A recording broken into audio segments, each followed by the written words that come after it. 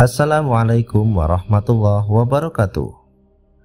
Sobat Sumber Belajar, bangsa Yahudi adalah bangsa yang biasa disebut Bani Israel. Julukan Bani Israel ini disebabkan pada Nabi Yakub alaihissalam yang punya sebutan Israel, yang artinya kekasih Allah. Julukan tersebutlah yang membuat bangsa Yahudi merasa derajatnya lebih tinggi dibandingkan bangsa-bangsa lainnya. Kelakuan bangsa Yahudi yang sering meremehkan atau menghina bangsa lain sudah dicatat dalam kitab suci Al-Quran.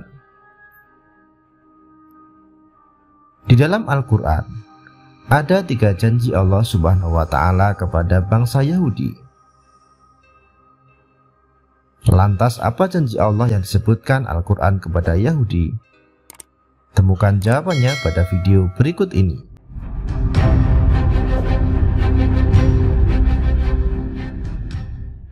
Janji pertama Allah Subhanahu wa Ta'ala kepada Yahudi.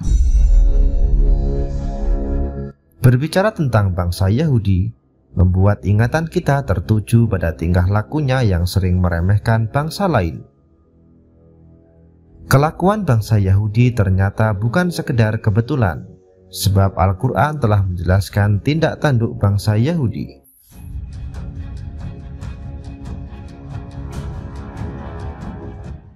Allah Subhanahu wa Ta'ala berfirman, "Dan telah kami tetapkan terhadap Bani Israel dalam kitab itu, sesungguhnya kamu Bani Israel akan membuat kerusakan di muka bumi ini 2 kali. Dan kamu pasti akan menyombongkan diri dengan kesombongan yang besar.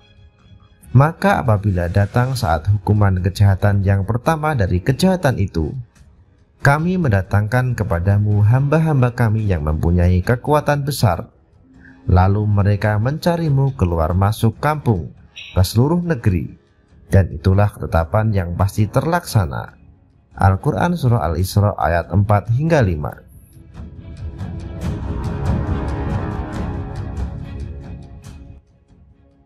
Dalam catatan sejarah, bangsa Yahudi telah berkali-kali mengalami kehancuran sebelum datangnya Islam. Keberadaan bangsa Yahudi pernah hampir punah oleh kekuatan Babilonia dan Roma. Hal ini terjadi sebelum Islam datang.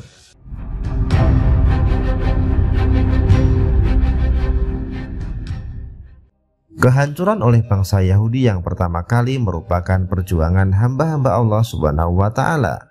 Hal ini sebagaimana yang dijelaskan dalam Al-Quran. Dialah yang mengeluarkan orang-orang kafir di antara ahli kitab dari kampung-kampung mereka. Pada saat pengusiran kali yang pertama, kamu tidak menyangka bahwa mereka akan keluar, dan mereka pun yakin bahwa benteng-benteng mereka akan dapat mempertahankan mereka dari siksaan Allah. Maka Allah mendatangkan kepada mereka hukuman dari arah yang tidak mereka sangka-sangka. Dan Allah mencampakkan ketakutan ke dalam hati mereka. Mereka memusnahkan rumah-rumah mereka dengan tangan mereka sendiri dan tangan orang-orang yang beriman. Maka ambillah kejadian itu untuk menjadi pelajaran, hai orang-orang yang mempunyai pandangan. Al-Quran Surah Al-Hasr ayat 2. Pengusiran dan kehancuran bangsa Yahudi yang pertama kali mengakibatkan koloni-koloni mereka tersebar ke penjuru negeri.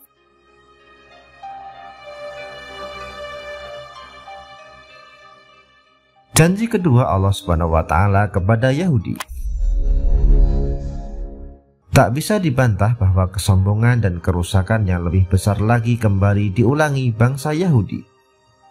Hal ini sebagaimana firman Allah Subhanahu wa Ta'ala di dalam Al-Quran. "Kemudian kami berikan giliran padamu untuk mengalahkan mereka kembali, dan kami membantumu dengan harta kekayaan dan anak-anak keturunan. Dan kami jadikan kamu kelompok yang lebih besar." Al-Quran Surah Al-Isra ayat 6. Ayat tersebut mengisyaratkan bahwa Allah Subhanahu wa Ta'ala memberikan kesempatan kepada Yahudi untuk mengalahkan orang-orang yang pertama mengusirnya, yaitu orang-orang yang pernah mengusir dan mengejar Yahudi keluar masuk negeri.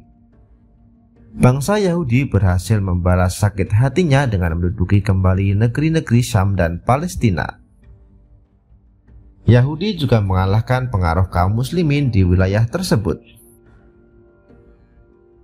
Maha benar Allah Subhanahu wa Ta'ala yang menunjukkan janji kedua kepada Yahudi setelah kehancuran yang pertama kalinya.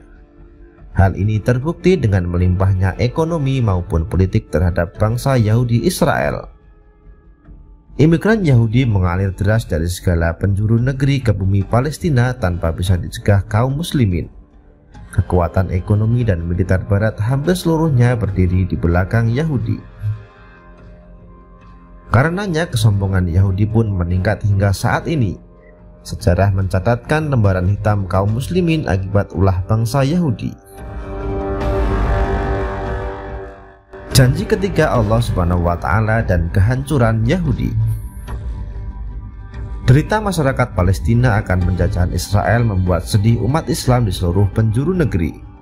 Kekejian yang dilakukan Israel sungguhnya hanya akan mempercepat datangnya siksaan dan hukuman Allah Subhanahu wa Ta'ala. Hal ini sebagaimana yang dijanjikan Allah Subhanahu wa Ta'ala yang dijelaskan di dalam Al-Quran. Jika kamu berbuat baik, berarti kamu berbuat baik bagi dirimu sendiri. Dan jika kamu berbuat jahat, maka kejahatan itu bagi dirimu sendiri. Dan apabila datang saat hukuman bagi kejahatan yang kedua, kami datangkan orang-orang lain untuk menyuramkan muka-muka kamu, dan mereka masuk ke dalam masjid sebagaimana musuh-musuhmu memasukinya pada kali pertama, dan untuk membinasakan sehabis-habisnya apa saja yang mereka kuasai. Al-Quran Surah Al-Isra ayat 7. Dari ayat tersebut Allah Subhanahu wa Ta'ala telah memastikan akan lenyapnya bangsa Yahudi dari muka bumi. Maha suci Allah Subhanahu wa Ta'ala yang telah memberitahu kepada kaum muslimin akan memasuki kembali Masjidil Aqsa. Hal ini sebagaimana di masa pemerintahan Umar bin Khattab yang menaklukkan bumi Palestina.